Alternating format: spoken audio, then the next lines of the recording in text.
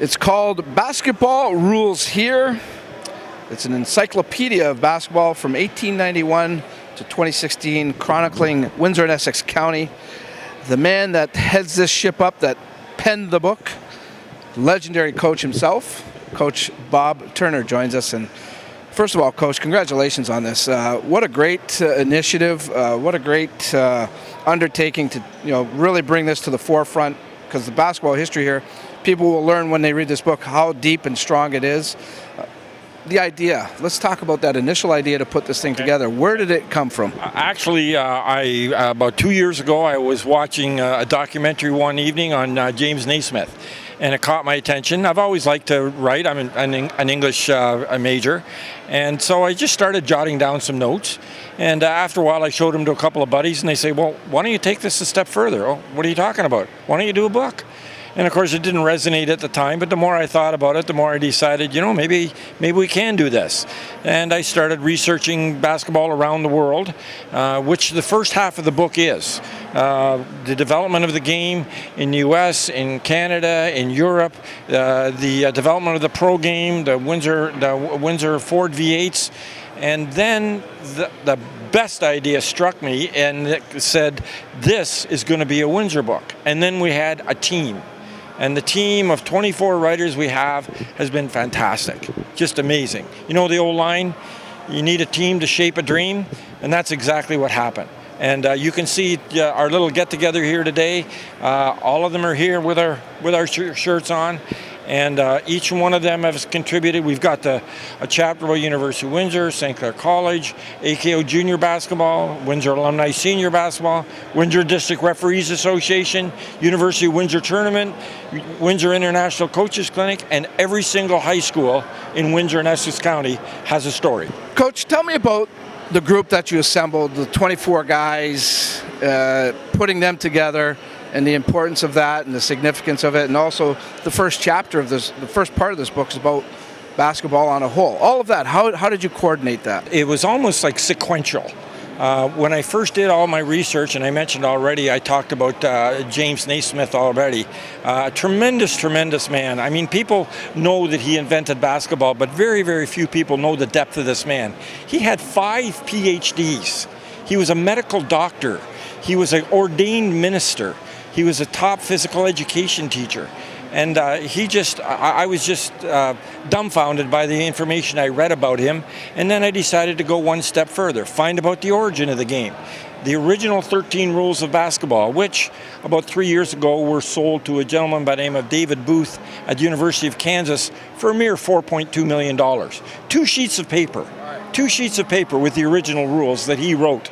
And I even came up with an audio segment by a reporter by the name of Gabriel Heater at Madison Square Garden in 1938. Just amazing to hear him. The biggest mistake I made was I didn't have too many rules.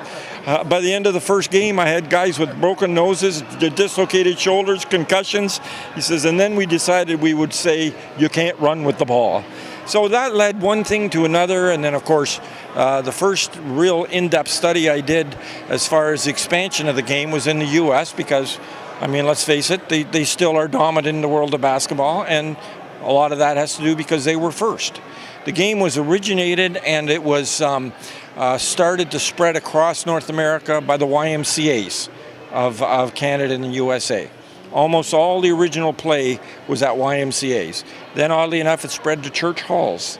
The churches thought it was a great activity for their young kids in their congregation, and they nailed baskets up. They nailed peach baskets up at the end of their congregational halls.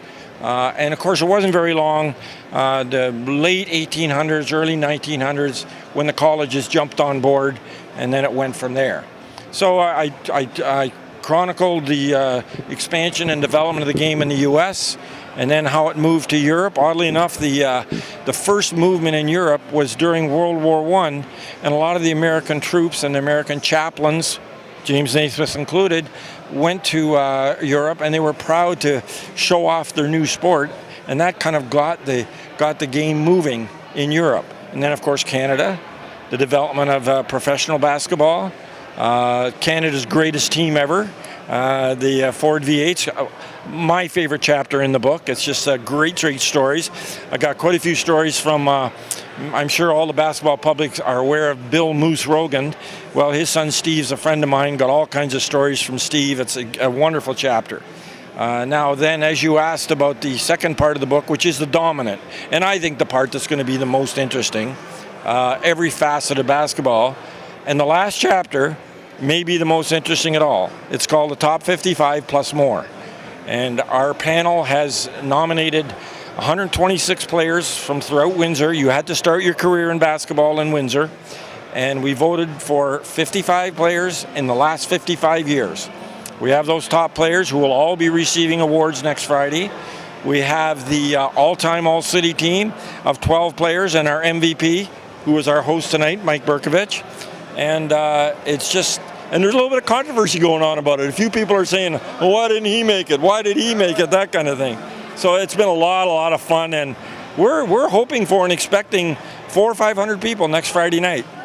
It wouldn't be Windsor and Essex County if there wasn't some objectivity from the crowd, Coach. We all know that. So, but getting those 24, most of them are former coaches. I think there's some players, but a lot of the coaches that have done a great job over the years, including yourself, coaching basketball in our area, are the ones that wrote these chapters, and I'm sure they gave their recollection of what they remembered most. Was it stories that you could relate to and that you were obviously excited to put in the book? Stories, and they really enjoy them. I mean, if you've been a player or an official or just a fan of basketball in Windsor, you're going to see friends' names in there, your name in there. And it's not just the way back coaches either. A lot of them are, but we have guys who are still coaching. Peter Kuzmano's part of the book. Pat Osborne's part of the book. Sean Colhane's part of the book. Paul Carter, who's still refereeing, is part of the book. So it's not just the people from the past. It's those from the present as well. And some of our selections for the top 55 are people who, a couple of them are still going to school. Isaiah Osborne is one of our top 55. Michael, he's at UTEP now, unfortunately. But I'm very, very happy for Isaiah and his family. It's a wonderful, wonderful step for them. And Michael Mulder at Kentucky, and lots of, actually, interestingly enough, the most selections in the top 55 are from the 70s and the 80s. But the 60s and the 70s really were the golden years of Windsor basketball. 14 Canadian national championships in 15 years. 22 OFSA championships altogether. I mean, I think we can look at and see that the GTA and the high flyers that are coming out of there are making their mark today. But, I mean, we're still winning Canadian championships. Windsor Express, back-to-back champs. We've had 5 OFSA championships, 6 OFSA champs in the last 10 years. So, I mean, although they're catching up and in some cases going ahead, we're still there. You participated in the authoring of this book. It's maybe not as big as some of the others, but what a thrill it must be to be part of something like this. Yeah, I first of all, let's get it clear. I made a very small contribution. I wasn't involved in any of the true heavy lifting. All that credit goes to Bob and the group that he assembled. But Bob did ask me to basically do a statement or a comment on the state of CIS men's basketball and its future, and so I was happy to do that. So yeah, it is exciting to be a part of it, and kudos to Bob and his group for committing to this project, and the amount of time. I think they were involved in almost 5 years, and it's a tremendous amount of work, and obviously is going to support a truly deserving cause in the hospice. It chronicles basically the history of basketball in this area.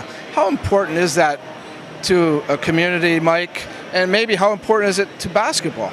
Well, I think it's important. I think it's important for future generations to have a book like this to be able to reference back to about things that occurred in the past. I mean, I think of it in terms of it's the kind of thing that you might not value when you're a 20-year-old, but when you're a 40, 50, or somebody my age, these are the kinds of things that you start to value.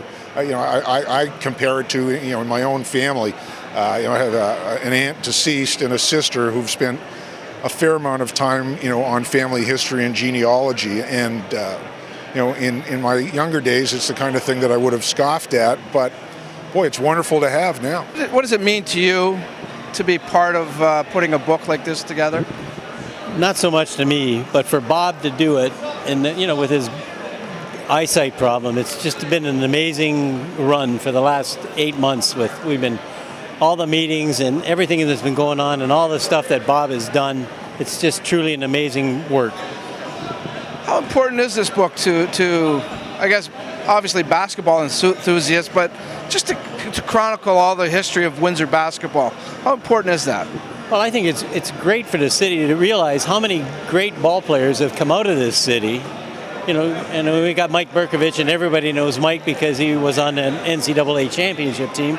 But there's been so many great players, and when I had to Google things for the old Patterson stuff that I did, I found out stuff that I didn't realize how great the school that I went to was in its prime before its demise. With that said, how much did you learn from I guess working with a group like this, and did everybody get along? Because this is a competitive group here. It is, but everybody got along. We had our great meetings. We had a lot of input from a lot of different places. I just thought it was a great experience. How excited are you, Coach McGuffin, to see a book like this being put out? Well, I think it's a great idea. I'm glad Bob came up with the idea, and I'm proud of the product. I think people will be interested when they get a copy and read it. So you and many other coaches put your own chapter together, so to speak. For yourself, putting that together must have stirred up some pretty good memories for you. Well, some good memories, some not so good memories. It was a fair amount of work. Yeah. I mean, I was only the coach out there at St. Clair College for 10 seasons. And I mean, that program started in the early 60s. So there was an awful lot of material that I wasn't really that familiar with. The guys that should have written my chapter were Al Hoffman and Bob Weepers. Unfortunately, they both passed. So I did the best I could, and I think it's a fairly good chapter. I'm not 100% proud of it, but I did the best I could. I think you should be proud of it. And you mentioned Bob Weepers and Al Hoffman, and that's what this book really does. It tells people about them, about their contributions and others. And I think for that reason, it's important that these type of books are done. Well, yes, because those guys were pioneers, both of them. The college didn't exist until the 60s, and then those guys, they started the program, and of course Weeps had the women's program, Hoff had the men's program, and they were both working administration as well, along with guys like Jack Costello and Pat Culhane. They got it off the ground. Rose Smith, there's a good history there, and a lot of people did a lot of things to lay the groundwork. Of course, it was the dream team that penned those chapters. All of you collaborated at different times, had meetings. What was it like to be in a room all together like that? And I mean, you guys competed against each other at times. Well, that's true. Some of the sessions were kind of amusing. Like Bob ran a good meeting. Like he wasn't all about, okay, what can you do and deadlines and stuff. Sometimes he'd just say, who's got a story? And guys would start telling stories about a high school game 40 years ago or something that happened, and it would just go from there. And I remember telling a couple of stories about Weeps that got a few chuckles, and so it wasn't just about this is the deadline, get it in to the editor by such and such.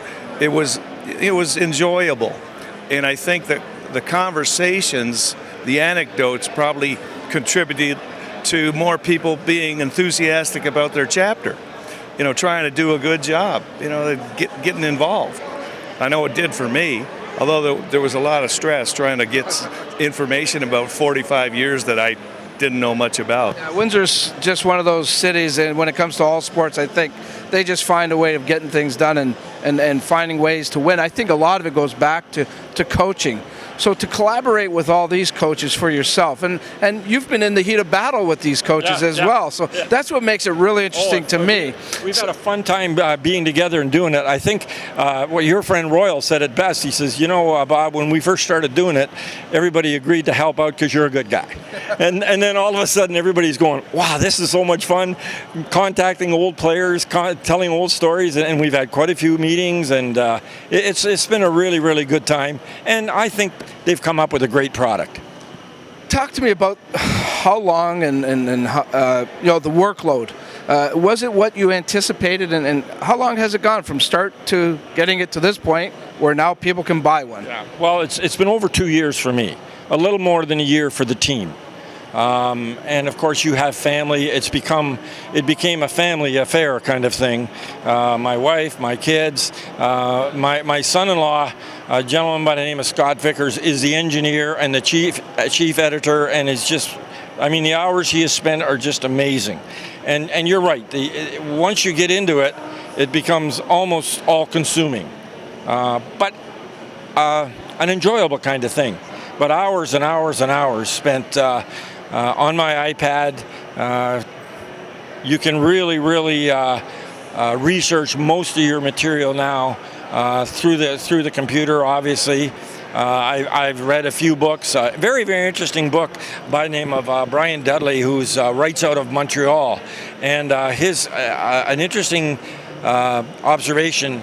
We're talking about Windsor being dominant, and his great line that I put in the book is from the 30s to the 60s, the axis of power in Canadian basketball ran from Victoria, BC to Windsor, Ontario. I like that a lot. Everybody remembers Bob Turner, Coach Turner, as the coach. You've coached thousands of players in our area. And I'm sure back then when you were in your coaching heyday, you're thinking, you want to be the best coach, you want to, help these kids get to the next levels. Did you ever imagine, even back then, that one day you'd be writing about this? No, because I think, they always say, well, if you can't do it anymore, you write about it or talk about it. So I always thought I was going to be able to do it. But no, it just got kind of very interesting, as we've already talked about how it all surfaced, and it's been a real labor of love. I've enjoyed doing it very, very much. And people say to me, well, are you going to do another book about women? I said, well, if this turns out, maybe we'll do ladies basketball as a sequel. And my wife says, not when you're married to me. That's how time-consuming it's been. I can imagine, and God bless her for hanging in there, that's for sure. I've had a chance to glance through the book. It's outstanding, the way it's laid out, the pictures and things like that. How much have you learned from this type of an experience? You're a coach. You're usually mentoring players and teaching them. I'm sure you've learned a lot of lessons here. I have, and I've always been a student of the game. I've always enjoyed the history of the game, and I found out I know nothing.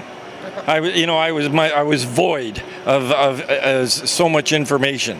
One of the things that's interesting to me, and I already mentioned the 13 rules of basketball, was if you remember when the NCAA regionals were here in Detroit, I had the chance to meet James Naismith's grandson, and talked about the history of the game, and that kind of tweaked me. And I guess I was already retired, and I started to do a little reading then, but nothing compared to what's happened in the last couple of years. Fair to say, Coach Turner, that, and I know that, again, anybody that's done what you've accomplished here knows how tough it can be, but was it at all therapeutic for you, even in a roundabout way, where it was an outlet for you maybe just to blow off some steam? Maybe you were watching an NCAA game and didn't like it and said, I got to go write a little bit more because I'm really upset with this game. I don't know if it was blowing off steam or not. I just know that I could, if I was sitting around the house being bored, not having much to do, up I went to the computer room and stuck my head in books for 2 or 3 or 4 hours. So it certainly worked that way to keep me busy. Coach, why should people buy this book, and what will they enjoy? What will they get out of it reading it? If they've ever been involved with or been a fan of basketball, and why would you buy the book if you didn't? You'll learn a great deal about the history, the origin, and the development of the game in Windsor and around the world. Then you will key into some absolutely great stories. I mean, one of the things we talked about the team when they were writing was put some fun anecdotes in there. Stories that readers will look at and say, this is a lot of fun. Ron Innocenti wrote a story about a game that Brendan was playing against Riverside, and the game was coming down to the last few seconds. And it was in the days when they had the old sweep hand clocks. They didn't have digital clock. So he looked over at the athletic director, who was Al Hoffman at the time, and he says, "Hoff, how much time left in the game?" And he looks back at Ronnie and he says, "How much time do you need?" That's called home court advantage, right? Yeah, and they scored. They scored and won. Well, there you go. So there's lots of stories like that, and it's not just an informative read, but I think it's a fun read too. That's the thing that we really concentrated on. Some authors chose to be very specific, very to the point, very down to earth, and they wrote maybe 2 or 3 pages about their school. Others, we have a couple of schools and a couple of organizations who have 22-page chapters that that are the final details. Dave McGuffin and Danny Russell did a wonderful job on St. Clair College, just citing some examples of full chapters. Ed Langtree and Eddie Chitterow did University of Windsor. Mike Glosser did the Windsor alumni, the national championship team in 1969. Sam Sasso did the whole history of AKO, which is amazing, like 8 or 10 national championship teams. So it's just been a lot of fun and great getting the team together. Great initiative, Coach Turner. Where can they get the book? And the nice thing about this, again, just a great move on your part, Coach.